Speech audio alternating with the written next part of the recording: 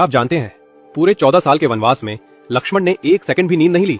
और इससे भी बड़ी बात, उनकी नींद को पूरा करने के लिए कोई और 14 साल तक लगातार सोता रहा। कौन था वो? आप हैरान रह जाएंगे।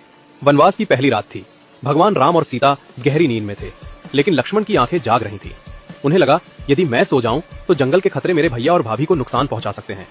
इसी समय निशाचर देवी निद्रा अवतरित हुई। उन्होंने कहा, लक्ष्मण, 14 वर्षों तक जागना किसी मानव के बस की बात नहीं। तुम्हें यह वरदान तभी मिलेगा जब कोई तुम्हारी नींद अपने ऊपर ले ले। लक्ष्मण ने पूछा, कौन करेगा यह बलिदान? निद्रा मुस्कुराई, तुम शेषनाग के अवतार हो और तुम्हारी पत्नी उर्मिला लक्ष्मी का स्वरूप, वो ही तुम्हारे हिस्से की नींद सो सकती है। उसी रात उर्मिला सो गई, लेकिन ये नींद सामान्य नहीं थी। ये लक्ष्मण की 14 साल की नींद थी।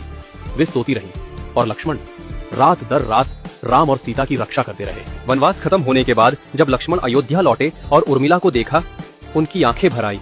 उर्मिला ने आंखें खोली और 14 साल बाद पहली बार मुस्कुराई। लक्ष्मण ने कहा, तुम्हारे इस त्याग के बिना मैं इस धर्म को निभा ही नहीं पाता।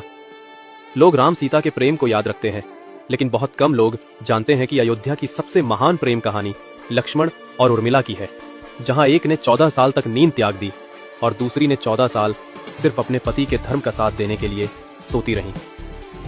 ये कहानी हमें सिखाती है, सच्चा त्याग बिना शोर के किया जाता है। जय श्री राम।